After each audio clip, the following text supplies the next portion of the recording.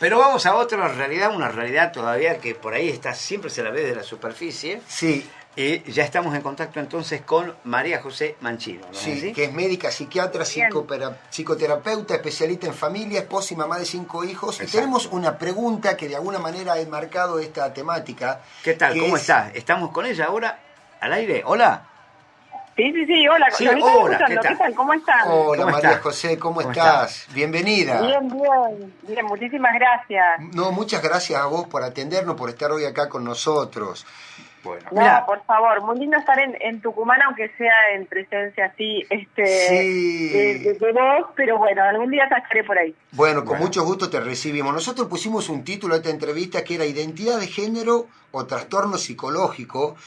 Y te quiero contar que hemos recibido en lo previo algunas opiniones, algunas a favor, otros que nos decían, me parece que esto es como algo muy fuerte. no, Entonces, claro, pero es muy real, o sea, depende de cómo Y- lo trates, puede ser morboso o puede ser una cosa profunda, digna de Claro. ser escuchada. Entonces, desde esa perspectiva, a mí me gustaría comenzar por algo muy sencillo, por plantear lo que es la disforia.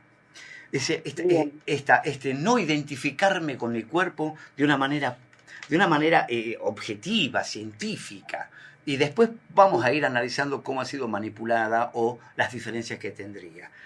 ¿Te parece? Sí, perfecto. Bien, vamos a explicarlo de una manera sencilla y después pasamos un poquito a tratar de entender el contexto, digamos, subjetivo, social, que se le dio a la disforia y cómo se fue plasmando después en la cultura de las distintas personas a modo de teléfono descompuesto, por así decirlo. Tal cual.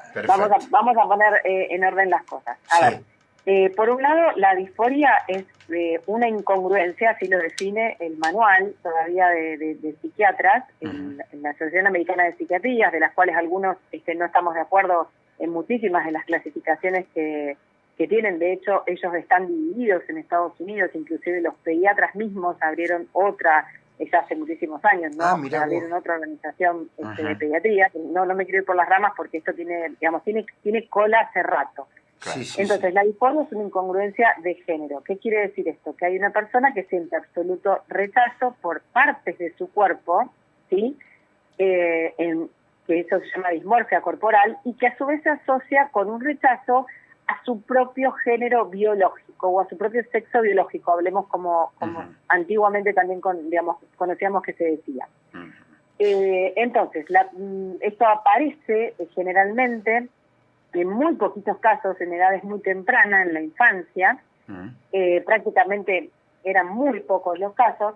Los casos empezaron a aumentar desde hace un tiempo a esta parte, desde el 1960, esto no es nuevo, hasta el 2010, con una, variable de crecimiento bastante pareja. A partir del 2010, y se asocia mucho, según los estudios retrospectivos, con la aparición de los celulares, de la red social que genera este impacto en los adolescentes, empiezan a aparecer influenciables, factores, casi te diría en algunos casos determinantes, que hacen impacto en determinadas personalidades con determinado temperamento y a veces, después eso es discutible y lo vamos a ver, con algunas psicopatologías asociadas, ¿sí?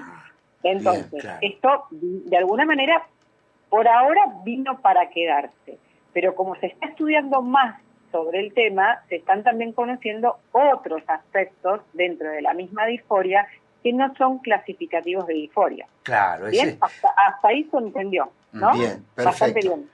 Claro, pero después hay como una suerte de manipulación, ya todo es disforia, digamos. Exacto. Después esta suerte de manipulación viene a colación de determinados grupos activistas que, como en todas las cosas donde se genera ideología de fondo, ideología es un conjunto de ideas no sustentadas por ningún fundamento científico, ¿sí? Bien. Entonces, y a su vez politizadas. Yo el otro día en otra entrevista radial para Chile hablé de la politización de la sexualidad o de la politización de la identidad, ¿no? Que parecería ser una cuestión del Estado, de alguna manera, legislar la intimidad de una persona, legislar el género de una persona. Sí, y ahora vamos al punto de la parte sociológica. Hay quienes, por un lado, apoyan el constructivismo social, ¿sí? Que es otra de las partes o áreas del modernismo, donde ellos dicen que la persona se construye a partir del deseo, ¿sí? O sea, subjetivamente yo deseo ser varón, nací en un cuerpo de mujer, pero deseo ser varón, o nací en un cuerpo de varón, pero deseo ser mujer porque me siento mujer. Entonces, de alguna manera, sin saberlo, esto los adolescentes, los jóvenes o los preadolescentes lo repiten, pero por supuesto está, como yo digo, la ideología de género ya uno no la encuentra solo en la ESI, solo en el ideólogo de género, solo en una marcha.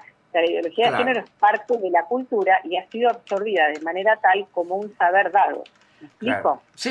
Entonces, el constructivista, antes no, digo esto porque yo viví en la época que no fue hace mucho tiempo atrás, donde la ideología de género estaba situada en determinados estándares de cultura, sociedad, espacios y comunidades. Claro, es cierto. Y ahora no. Ahora forma parte ya. En una docente, en un gobernador, en un senador, en la vecina de enfrente, digamos, es ampliamente compartido. Por eso hay padres confundidos, por eso hay jóvenes confundidos. Entonces, se ha naturalizado algo que estaba dentro de unas posibilidades, pero no dentro de la norma. Claro, ¿sí? claro. Bien. Entonces, ¿qué pasó? El constructivismo social nos lleva a pensar o a pretender pensar que la identidad está separada del género, que el género está separado de la biología y que la biología está separada de la conducta, del rol o del comportamiento. Bien. Entonces, al estar separadas estas cuatro partes, y lógicamente parecería que la persona puede estar escindida y puede separarse de sí misma, y eso es lo que también genera angustia, porque no es que le genera, digamos, un bienestar o un nivel de equilibrio mental, porque no, digamos, esto mismo genera angustia, y si genera angustia es porque algo no está bien. Entonces, en vez de resolver esto que no está bien, fíjense que yo no estoy hablando hasta ahora de ningún tipo de trastorno, de esto que no está equilibrado, que no es coherente con la persona en sí misma, nominalmente antes se lo podía llamar trastorno psicológico porque había un desequilibrio entre las partes que integraban la madurez psicológica, emocional, afectiva y sexual de una persona, y ahora nos llevan a pensar de que esto se puede resolver simplemente con hormonización, bloqueadores puberales y o hasta las pretendidas cirugías de reafirmación de género. ¿Sí? Ahora, por el otro lado, están, digamos, otra postura de los esencialistas que se les dice, donde, no sé por qué recibió ese nombre, pero bueno, donde se les dice que lo natural es aquello que se respeta, la ley natural es aquella que se respeta, donde lo biológico está en relación con lo que se siente, con la identificación psicológica de lo que nos corresponde en la sociedad por cómo nos tratan y cómo nos desarrollamos en nuestro rol de la vida cotidiana, y punto, digamos, no hay más que eso. Pero bueno, no podemos descartar ni aceptar ni desentendernos de todas las situaciones y pacientes que hemos tenido a lo largo de esta última década, por lo menos.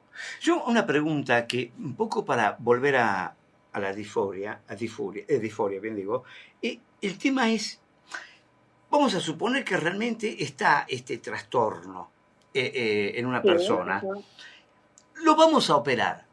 ¿Realmente se siente realizado después de que hace una operación transexual?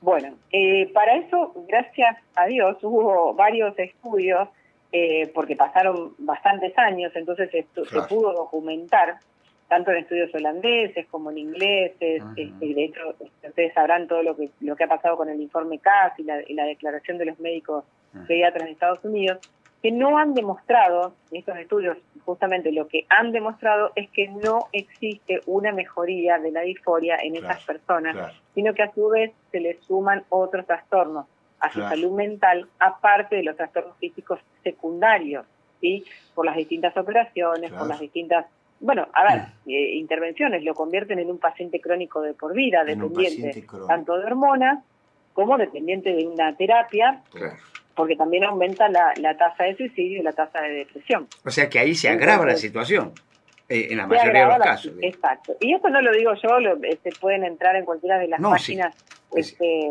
digamos, a ver, yo lo puedo demostrar empíricamente a través de la clínica de los pacientes y ellos mismos lo pueden relatar, ya que trabajo con los dos tipos de pacientes, ¿no es cierto?, que tienen tanto la disforia como aquellos que han transitado también la transición sexual a través de la cirugía y que hoy, bueno, claramente que están arrepentidos con el tiempo y hay un montón de manifestaciones, por eso estamos muy críticos los médicos, Claro. que opinamos distinto de por qué esto no, digamos, no se frena y no hay una prudencia, inclusive en Argentina, donde no existe todavía un estudio de este tipo, ni tampoco se está haciendo eco de lo que está sucediendo en Reino Unido, en Suecia, en Finlandia, inclusive últimamente en Francia. Claro. Y dentro de lo que me llama mucho la atención, es que también uno se lo pregunta en la clínica con los pacientes, es que hay un sobrediagnóstico de disforia. A ver, como es algo que se puso un poco de moda, como contagio social entre los jóvenes, por varias situaciones. La que yo mayormente veo es baja autoestima y necesidad de pertenencia a un grupo, ¿sí? Entonces, esto hace que empuje, sobre todo a las niñas, ¿no?, a las chicas que son más vulnerables sensiblemente en las emociones, en sus sentimientos, mucho más que los varones, y entonces las empuja a sentirse, digamos, unidas o pertenecidas o parte de una comunidad que las recibe. Claro. Entonces uno ve que el diagnóstico no es tanto de la disforia en sí, sino que es más una insatisfacción de su propia vida como la vienen llevando, ¿sí?, con los logros que han tenido, por alguna cuestión también de índole familiar o de aislamiento social o de un diagnóstico diferencial, que lo que estoy también observando bastante es los autismos leves de alto rendimiento, o sea, que son personas que tienen muy buen rendimiento académico, pero en habilidades sociales y capacidades sociales o gestión de las emociones quedan muy maduras. Claro. Entonces hay una inmadurez afectiva que no es correlativa a la edad que deberían, digamos, que tienen, ¿no? Hay una edad biológica que no es correlativa con la inmadurez psicológica que tienen, ¿sí? ¿Cómo uno se da cuenta de esto? Bueno, por la forma de expresarse, por los temas que tocan, por la poca profundidad que pueden dar a sus relaciones o por cómo pueden definirse ellas como personas, como mujeres. Entonces ahí uno se da cuenta que el diálogo se adolece, digamos, se vuelve muy pueril, ¿sí? Sí. María José, tengo una consulta. Cuando hablamos de homosexualidad, también hablamos de una cierta patología, se podría decir, distinta tal vez a la disforia, ¿o cómo lo analizás? No, es muy distinta. Inclusive en algunos de los casos en los que que me ha tocado acompañar disforias, hay veces que son, o de los casos que ha también publicado la doctora Susan Bradley de Canadá, son casos de personas que en realidad no se han animado socialmente a presentarse, digamos, con una identidad sexual, o mejor dicho, con una orientación sexual hacia su mismo sexo, por temor, por vergüenza, por culpa, y, digamos, han transicionado cuando en realidad lo más probable es que hubiesen estado bien, tal vez, digamos, aceptando esa atracción hacia el mismo sexo, ¿no? AMS, que le decimos nosotros. Bien. Homosexualidad pasa a ser cuando la persona, el sujeto, practica la homosexualidad, digamos, practica el acto sexual con las personas del mismo sexo. Claro. Esto hay que ver porque en la mayoría de los casos son, digamos, personas que han tenido o abusos o antecedentes de abuso psicológico y físico dentro de su propia familia, heridas de la infancia, trauma temprano y disfunción familiar, con identificación paterna o materna, digamos, rota según el caso. Entonces, también merecen una terapia de acompañamiento exploratoria, para acompañar y a descubrir, digamos, de dónde proviene esa identificación con personas del mismo sexo. Y perdón, una pregunta que, a ver, por ahí va a parecer superficial, ha sido muy criticado. ¿Existe una terapia para revertir esta situación? No. A ver, las terapias bien hechas, una terapia que acompaña a cualquier paciente, no se trata nunca de revertir, sino de acompañar y sanar. ¿Sí? De acompañar y comprender su propia historia, que esa persona no esté distónica, digamos, con sus propios síntomas, ¿sí? Claro. Una persona que está con angustia, también están las personas que dicen ser felices y muestran una euforia ante la situación que están viviendo de transexualidad o de homosexualidad, pero en el fondo uno en la intimidad de una terapia a los pacientes los acompaña y eso es a veces una máscara que se ve por fuera. Digo esto porque en las redes sociales hay como una venta de la sexualidad, tanto de la hipersexualidad en los heterosexuales como de las orientaciones lésbicas como de las transexualidades en las redes. Me refiero tanto a heterosexuales como a homosexuales como a transexuales. Hay como una venta de la sexualidad constantemente. Y en este sentido, María José, sí. la pornografía, la difusión de la pornografía, ¿puede ser un factor que despierte tal vez o la homosexualidad o esta crisis en la identidad sexual, etcétera, o no tiene nada que ver? Sí, de hecho, puntualmente de pornografía solo en relación a transexualidades no he leído estudios, voy a buscar a ver si puedo encontrarlos, pero sí está dentro de los factores desencadenantes como algo, un factor que viene a vulnerar o a romper una sexualidad sana. Eso lógicamente, de hecho en pacientes heterosexuales los que más frecuentan pornografía son los varones. Esto produce después trastornos de ansiedad, eyaculación precoz, o sea, va generando otros síntomas en relación también a la pareja o a la expectativa de lo que creen que es una relación sexual. Es tremenda la insatisfacción que produce la pornografía, ¿no? Como decía, si hay No, algo... sí, aparte desdibuja lo que es en realidad el encuentro, digamos, afectivo, porque quita todo el entorno de cariño, de afecto, de relación, de vínculo, que de los humanos no nos podemos desprender, no somos objetos, cosas, animales, de los cuales uno se desprende partes del cuerpo para no vincularse humanamente. Entonces, sí o sí, la parte afectiva tiene que estar. Ya lo decía Jean Baudrillard, que no hay nada que destruya más al sexo que la pornografía, ¿no? Mirá vos. Cuando mostramos... No, totalmente. Una cuestión que me parecía muy interesante, ya que decimos que vivimos la ideología, que es sacar la realidad, sacar la biología, ¿no? Que son los sustentos, digamos, de cualquier elemento científico, quedamos en el terreno ideológico. Subjetivo.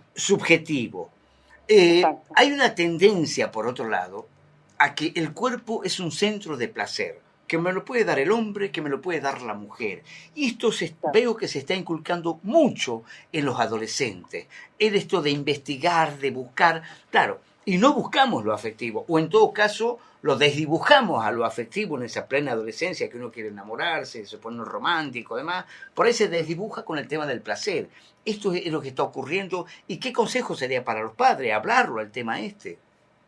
Sí, a ver, primero que coincido con vos con respecto a esto, ya me gustaría escuchar a un filósofo o algún experto en filosofía y lógica para que desarrolle este tema, ¿no? Porque, a ver, la lógica razón o la que apunta a la recta verdad o a la recta razón hace que uno vea y que sea lo que la cosa es, ¿no? Claro. Entonces, en este caso puntualmente, es lo que uno escucha que se pueden subjetivamente desprender una de las áreas con la otra. La biológica nos llaman de alguna manera, o se les dice reduccionista, a los que hablamos solamente, que no es solamente, ¿no? Porque uno lo integra con todo, pero como que es un reduccionismo hablar de la biología, cuando en realidad uno no habla de la biología, sino que habla de la integralidad de lo que significa el hecho de ser mujer, con todas las connotaciones y características de la personalidad que tiene, el temperamento, las hormonas, el desarrollo psicofísico y el desarrollo psicobiológico. Entonces no es solo un órgano, sino que hay un para qué, hay una causa final, que es las causas primeras y las causas finales que están en relación con este para qué, ¿no? Por eso la complementariedad de los sexos. Ahora, ellos lo toman, es verdad, los adolescentes y algunos adultos también, lo toman como, digamos, como una cosa más liviana, sin tanta profundidad. ¿Por qué? Porque hay un relativismo del ser. Entonces el hombre moderno, en vez de pensar yo digo, ahora cambió esto de primero pienso, luego existo, ¿no? Sí. Está primero siento, luego existo. Siento, luego Entonces, existo, sí. está basado en el sentimiento. Cuando uno intenta acompañarlos a pensar, les produce muchísima ansiedad pensar en eso, porque se encuentran, cuando hay una lógica que aparece en la persona, se encuentran como con mucha ansiedad porque tienen que, llevar a razonar algo que en realidad no tiene lógica, ¿no? Entonces ahí, bueno, uno empieza un poco a trabajar en la terapia desde ahí. Sí se puede, ¿no? Claro. Y vos me has hecho otra preguntita más que ahora le desarrollé este tema, pero no me acuerdo a qué apuntaba lo que me decías. Sí, no, estaba hablando en donde quería llegar justamente a que esta puede ser una de las causas de tanta soledad que existe. Cuando tomo a mi cuerpo como un centro de placer. Es decir... Claro, totalmente. El punto es que se sienten a su vez tal cual, se sienten solos. O sea, es como mucho, para mucho placer, pero con mucha soledad, ¿no? A mayor placer, más soledad. ¿Cuándo exploto? ¿Cuándo exploto de soledad y digo, me voy a ver algo porque resulta que intuitivamente escucho que no estoy haciendo las cosas bien en mi vida, no voy a ser feliz jamás? No importa yo qué haga con mi cuerpo, ¿no? Que un poco, ¿sabes dónde lo vi a esto? Sí, fue muy popular en Netflix el caso de Reno, Baby Reno, algo así. Que Sí, lo vi para verlo desde el punto de vista psicológico, para ver qué pasaba con esa relación tan patológica. Sí. Mirá vos.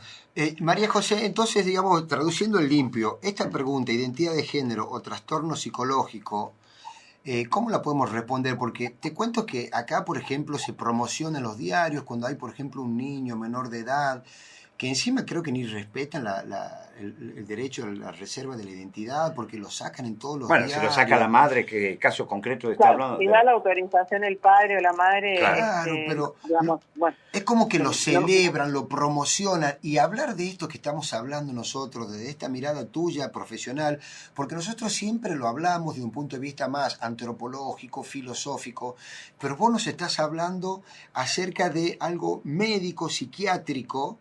Entonces, podríamos concluir que esta promoción a veces de la disforia de género, de alguna manera es un trastorno, estamos haciendo algo mal porque estamos promoviendo o normalizando un trastorno psicológico, ¿es así? Pues lo que estamos haciendo es desprotegiendo a la niñez, en todo caso. Yo diría, digamos, primero para que no se sienta nadie tocado con respecto a esto. Estamos desprotegiendo a la niñez y politizando la sexualidad. A ver, cada cosa tiene que estar en su ámbito. Sí. Nadie está promocionando por ahí que es heterosexual y salimos en los diarios para promocionar que somos libres porque nos sentimos heterosexuales, ¿sí? Claro.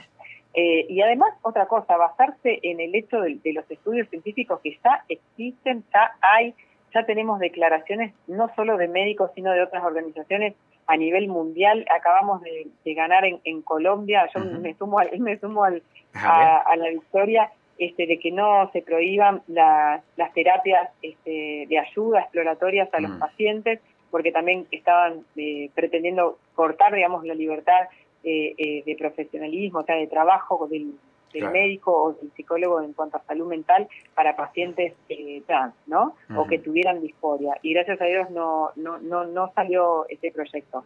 Pero digo, si hay estudios que nos están diciendo que la mayoría de los adolescentes que expresaron su deseo de ser de sexo opuesto ya no se sintieron así a la edad adulta, ¿sí? Porque ya hay estudios, digamos, prospectivos hacia adelante, o sea, los estudiaron siendo adolescentes, los volvieron a ver siendo adultos, y solamente creo que ese estudio holandés daba como una cifra de alrededor del menos del 3% que habían desistido, y el resto, el 97%, son los que habían desistido. Entonces, esto introdujo también para nosotros, y esto es muy reciente, un término nuevo que la verdad que es justo, porque es insatisfacción del sexo que se vive, insatisfacción del género que se vive, pero no llega a ser una disforia de género. O sea, hay veces que uno escucha que el paciente dice, no soy feliz y quiero ser feliz, entonces busca una referencia y ve que a lo mejor es feliz el grupo de chicas que se va riendo, y resulta que es algo muy superficial. Entonces tenemos que ver de qué está acompañado. La identidad de género, en la mayoría de los casos y en todos los estudios que venimos viendo, tanto del doctor Kenneth Zucker como Susan Bradley, como el informe CAS, nos dice que hay psicopatologías asociadas a la identidad de género, o mejor dicho, al trastorno de la identidad de género, como se llamaba anteriormente en el manual de psiquiatría, o a la disforia de género, como ustedes le quieran decir. Entonces, ¿cuál es el término preciso, perdón? ¿Perdón? ¿Cuál es el término preciso que deberíamos utilizar nosotros, técnico, desde el punto de vista de la psiquiatría, para referirnos a esta, yo le digo disforia, pero ¿cuál es el término preciso? No, el término preciso que actualmente están en los manuales es disforia de género. Anteriormente era trastorno de la identidad de género y figuraba dentro de los trastornos psiquiátricos. Lo han quitado en el último manual de los trastornos psiquiátricos y lo han trasladado a los trastornos de la sexualidad. Simplemente por el hecho de que, ¿por qué figuran todavía dentro de los trastornos de la sexualidad la disforia de género? Porque de alguna manera tienen que, digamos, cubrir después los tratamientos, porque si no hubiera trastorno, no habría tratamiento, no habría medicación, no habría paciente, no habría negocio. Perdón, entonces para que lo entienda bien, perdón, esto se ha sacado de los trastornos que tienen que ver con lo psiquiátrico, pero sigue formando parte de un trastorno de la sexualidad. Exacto, y está dentro de del la manual. psicosexualidad. Claro. ¿Y cómo se llama el manual donde uno puede acceder y consultar esto? Es el manual DSM, es el manual de enfermedades mentales de la Asociación Panamericana de Psiquiatría. Claro, bueno, pero ya es un texto muy específico. Sí, no, pero ¿sabes por qué? Es un texto muy específico, por supuesto. Esto lo conocen los profesionales de la salud mental y los activistas. No hay manera de que lo conozcan. Lo que pasa es que la modificación no es una modificación adrede, digamos. Todo esto es parte de una agenda a nivel mundial y no por casualidad se están, digamos, sesionando en los distintos países de América Latina este mismo tipo de leyes que van en contra o al revés, que afirman la hormonización y la cirugía, como en Chile, Colombia, Ecuador. Estamos todos discutiendo básicamente lo mismo cuando por el otro lado de Europa están haciendo todos una cuenta regresiva. Está en la cuenta regresiva. Inglaterra me sorprendió en este caso, ¿no? También. Con algunas decisiones que ha tenido con respecto a la educación de los niños en lo académico. Me pareció fantástico. Una última preguntita a mí y después va Fernando. ¿La homosexualidad está vista también dentro de este DSM de alguna manera o no? No. La homosexualidad, junto con el transvestismo, bueno, algunas cosas del transvestismo quedan, pero la homosexualidad fue quitada en 1974. Eso fue no un congreso, digamos, de la Asociación Americana de Psiquiatría, con grandes expositores, donde todos habían hecho distintos estudios científicos. Lo que fue, y por esto que les voy a contar ahora, tuve varios problemas en distintos canales de televisión, fue quitada por presión del lobby en ese momento, del lobby gay. O sea, no fue, digamos, algo científico, participativa o coparticipativa de las distintas asociaciones de psiquiatría. De hecho, las asociaciones de psiquiatría las siguen fomentando y son parte, digamos, pro LGTBI, si queremos decirlo así. Claro. Yo no me posiciono ni de un lado ni del otro. Yo soy profesional, trabajo en la neutralidad de lo que la ciencia, la psicología y el desarrollo evolutivo de la niñez, la infancia y la adolescencia dice que es lo correcto porque lleva hacia el bien de la persona, ¿no? Que es lo que no va en contra del juramento hipocrático. Pero una cosita que, disculpa Matías, ¿no? Una cosa que quería un poco ya para ir cerrando sobre digamos los daños que no son residuales simplemente, sino son esenciales. Si bien tanto hombre como mujer, heterosexual, homosexual, como quieras llamarlo, un poco todos asistimos a una soledad interior, a una soledad, pero una soledad que la podemos manejar, ¿no? Lo que yo me planteo acá, desde lo científico, a ustedes como psiquiatra, a los psicólogos, en este acompañamiento que tienen, en esta búsqueda de la realización, digo yo, será una realización que no se va a dar jamás en el caso de, digamos, de esta característica de la disforia, como de la transexualidad, aun cuando esté en pareja, tenga hijos. La pregunta en a qué apuntamos. Digo, si hay una falta de realización, A ver, yo puedo estar solo, pero me siento realizado. Finalmente estoy realizado, soy profesional, voy a trabajo, tengo mis hijos, tengo mis problemas. Íntimamente puedo estar así, sentirme medio solo por momentos, pero en el caso del transexual, digamos, cuando ya la situación, esta soledad, digamos, esta falta de realización, quiero decir, es la que no se verifica nunca. Capaz que es prejuiciosa la pregunta también, ¿no? No, me parece que depende de cada caso. No se podría, digamos, hablar de la plenitud. Me parece que lo puedo asociar con ese término, ¿no es cierto? Un sinónimo de realización es de plenitud, ¿no? Sí. Que si es que lo entiendo bien la pregunta, digamos, no podríamos evaluar en general. Claro. Eso sí se evalúa caso por caso, cuando la persona se siente plena y en qué condiciones. Porque para que la persona también se sienta plena tiene que haber logrado esta madurez en las cuales yo le decía que va logrando con los años. Entonces, una madurez que no es solamente, un chico de 18 años que uno ya lo ve más maduro, más crecido, que puede, digamos, de alguna manera ser autónomo, trabajar, ¿no? Estudiar, rendir, ser equilibrado con sus horarios, organizado. Eso es una determinada madurez a esa edad. Ahora, un hombre de 30, uno ya espera otro tipo de madurez. Entonces, la madurez no es solo en relación a los logros, sino a las relaciones, a los vínculos consigo mismo, con los demás, y si cree, digamos, si tiene una vida de fe, de trascendencia con Dios, y además psicológica y emocional y afectiva, que son cosas distintas. Sí. Entonces, esa plenitud integral que uno recibe en el consultorio son las personas. Por eso digo, reducir a la persona a una identidad de género, como si eso fuese el único problema o la única circunstancia que define su vida, me parece muy poco ético. Muy reductivo. Por lo tanto, la resolución de ese desequilibrio, incoherencia, trastorno, como quieran decirle con respecto, porque de hecho hay una incongruencia, lo define el manual, ¿no? Lo define así, la incongruencia de sentir rechazo hacia su cuerpo. No le digamos trastorno, vamos a decir incongruencia, genial. Entonces, si uno quiere equilibrar esa incongruencia o ayudarle a vivir con menos angustia y menos ansiedad dentro de todos los síntomas que sienten, tiene que acompañarlo a explorar qué es lo que le pasa y no a cerrarse diciendo, perfecto, no te pasa nada, genial, vení que está todo bien, lo único que te falta es un poco de hormonas distintas. ¿Por qué? María José, ahora, ¿cómo puede ser que si esto está en el DSM, no sé qué número, y que es una incongruencia? 6 y 5R.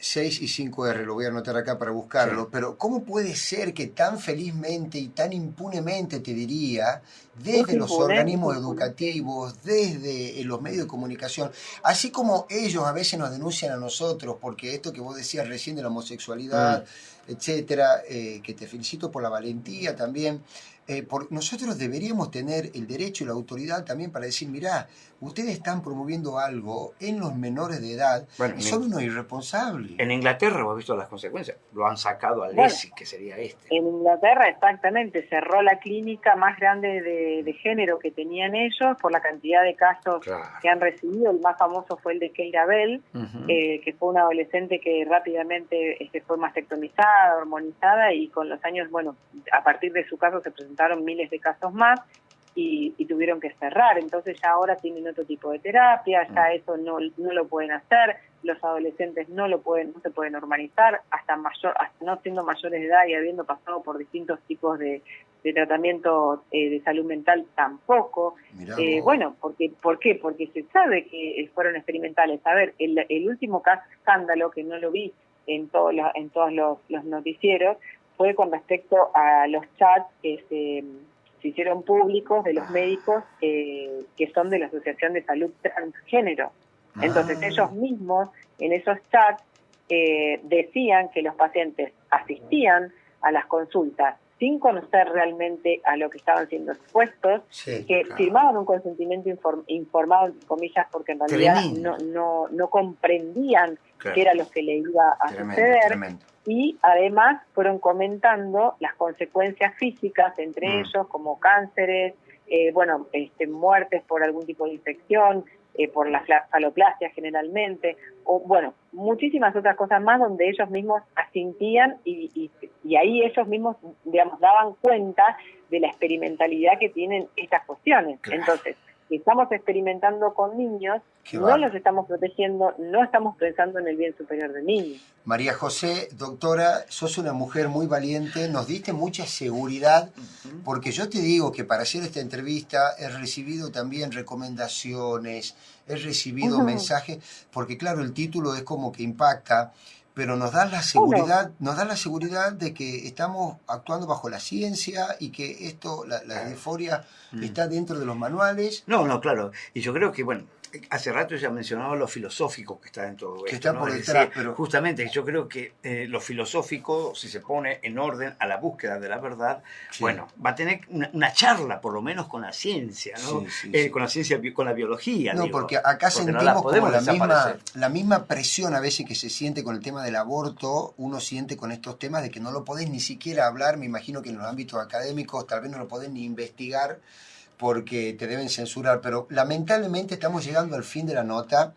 A mí me encantaría poder preguntarte tantas cosas, tal vez para otro programa, es doctora. Un tema, sí, como un tema, a mí me encanta, es muy interesante. Cuando uno se mantiene respetuoso con respecto, para darles más tranquilidad, respetuoso con la vida del otro, con respecto a conocerlo, a abrir su corazón, a darle espacio para que pueda expresar sus sentimientos y acompañarlos en descubrir, digamos, su historia de vida, me parece que nadie queda fuera de eso. Entonces, es lo mismo que atender cualquier otro tipo de paciente y uno lo acompaña desde ese lugar. No hay más secreto. María José, te agradecemos mucho, recomendamos mucho que te puedan seguir en Instagram. ¿Cómo te buscan, María José? Como mi nombre, igual así, es @ la abreviación de doctora, que es DRA, María José Mancino. Bueno, ahí me pueden encontrar. Vamos a seguir a la doctora y seguramente que en otro programa lo vamos a tener también para desarrollar qué errores no cometer en la familia. Me quedó esa pregunta. Bueno, eso sería interesante. Eso es largo ya. Exactamente, cuando uno ya atiende, lamentablemente, me da una pena enorme, pero cuando uno ya ve los casos es porque hubo, situaciones o de desinformación o de negligencia o de mucha confianza y mucha candidez en confiar en colegios, determinados tipos de escuelas, comunidades, países, determinadas cuestiones que son factores que lamentablemente hicieron su trabajo en el chiquito. María José, doctora, le agradecemos mucho Muchísimas su tiempo, gracias. su valentía, es un faro para nosotros. Será hasta el próximo encuentro, doctora. Hasta el próximo encuentro. Un abrazo enorme, gracias a los dos. Gracias. Estás invitada a Tucumán cuando quieras, te esperamos acá y organizamos el evento. Yo tengo varios amigos allá para ir a visitar en algún momento. Las vacaciones de invierno serían ideales. Sería lo ideal. Bueno, muchísimas gracias. Un beso gracias. grande, que estés bien, doctora. Abrazo grande a los dos, muchas gracias.